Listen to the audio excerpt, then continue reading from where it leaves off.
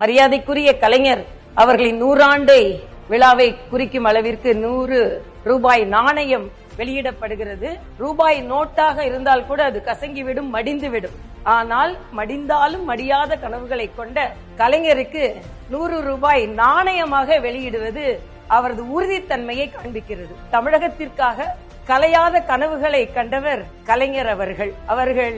100 ரூபாய் நாணயமாக அவரின் 100 ஆண்டு வெளியிடப்படுவது அவரின் உறுதித்தன்மையையும், அவர் எந்த அளவிற்கு மதிப்பு மிக்கவர் என்பதையும், எந்த அளவிற்கு மக்களுக்கு பயனுள்ளதாக அவரது வாழ்க்கை இருந்தது என்பதையும் தெள்ள தெளிவாக வெளிக்காட்டுகிறது.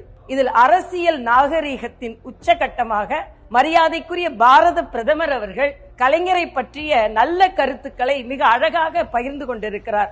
அதற்கு நாம் பாரத பிரதமர் மரியாதைக்குரிய நரேந்திர மோடி அவர்களுக்கு நமது நன்றியை தெரிவித்துக் கொள்வோம். தமிழகத்தின் கவிதைகளிலும் கலைஞர் வாழ்ந்தார்.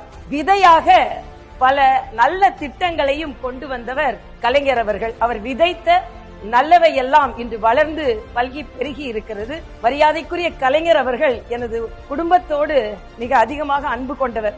என் திருமணத்தையும் நடத்தி வைத்து, என் மகன் திருமணத்தையும் அவர் நடத்தி வைத்தார் என்றால் எந்த அளவிற்கு நெடுங்காலமாக அவரது பணி இருந்திருக்கிறது என்பதுதான். அவர் தான் சார்ந்திருந்த இயக்கத்திற்காகவும் வாழ்ந்தார், தமிழ் இலக்கியத்திற்காகவும் வாழ்ந்தார்.